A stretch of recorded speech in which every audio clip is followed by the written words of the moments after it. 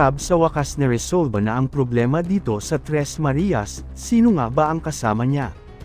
At garantiyasadong mabigyan na ng kasagutan ang lahat ng mga tanong at haka-haka ng mga viewers at supporters nila.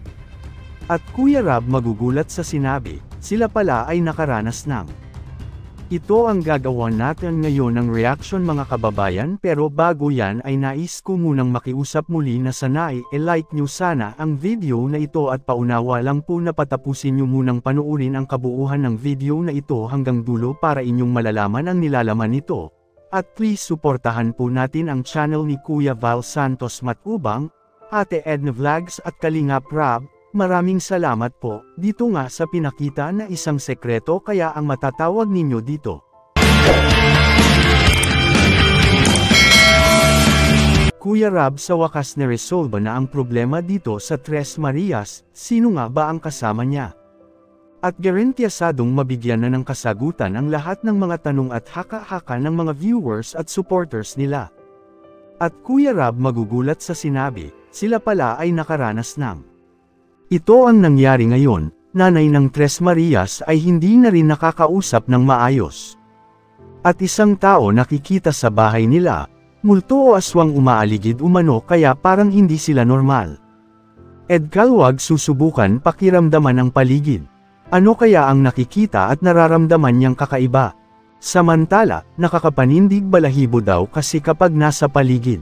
Lalo na kung nakakaabot na ng gabi. Kalingap Rab ipinasuri na sa dalubhasa o expert ang Tres Marias. At ang nakita at naging resulta ay malalaman na, at Tres Marias nangingibabaw pa rin pagdating sa usapang milyon views. Di na talaga mapipigilan ang suporta ng mga viewers at supporters nila. Yes po, ipinasusuri na nga ang tatlong Tres Marias na ito. Kung atin kasing babalikan ng episode 8, ay nagapalam na nga si Kalingap Rab sa magulang nito na kakausapin na sana niya kasama ang tatay nila Bea Chris at Melissa. Para sa kanila talaga kasi dapat manggagaling ang desisyon at dito ating nalalaman. Na ang bukod tanging nagsabi at pumayag ay ang kanilang nanay lamang.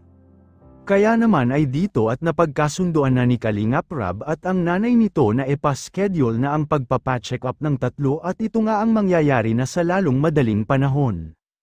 At malalaman na dito kung ano talaga ang kondisyon na meron ang tatlo. At malalaman na ito kung ano ba talaga nangyayari sa kanila. Samantala, hamhakot ngayon ng milyon views at panibago na naman ang nakuha nila na upload ni Kalingap Rab. Dahil ang episode 6 kasi ay halos 1,000,000 views na ito.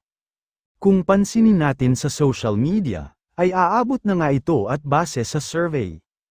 Ay sila lang po sa ngayon, ang nakakakuha ng ganitong level pagdating at sa usaping views. Mas nahihigitan pa kasi nila ang views ng ibang beneficiary na mas sikat sa kanila. Tulad na lang halimbawa kay Viancy, Carla at Joy at iba pang Kalingap Angels. Partido pa lang ito dahil wala itong partners o mga ka-love team nila. Dito ay ating nakikita na ganito talaga ka-supportive ang mga viewers nila.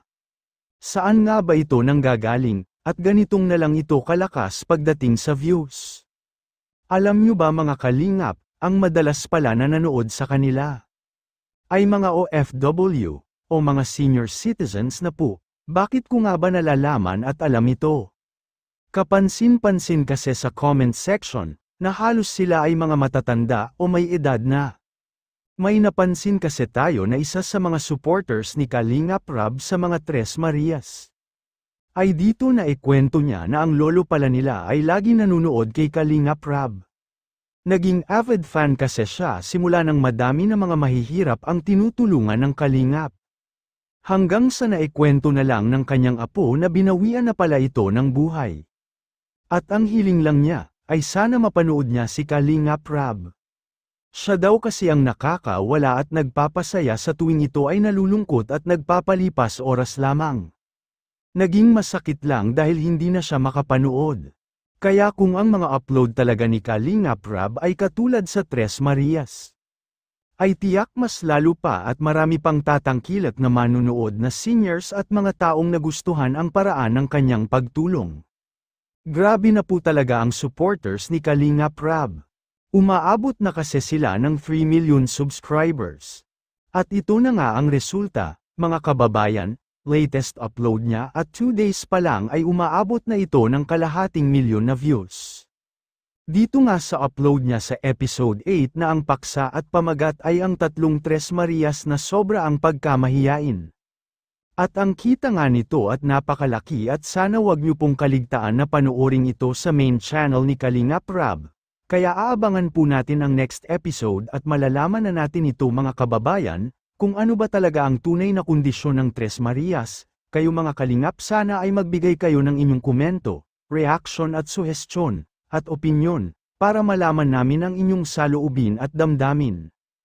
Para may parating natin sa Kalingap team, at magawa ng aksyon ang ganitong sitwasyon, pero bago ko tapusin, ay isang mapagpalang araw mga kalingap lalo na sa ating ama na si Kuya Val Santos Matubang Ate Edna Vlogs at Kalingap Rab. Maraming salamat po.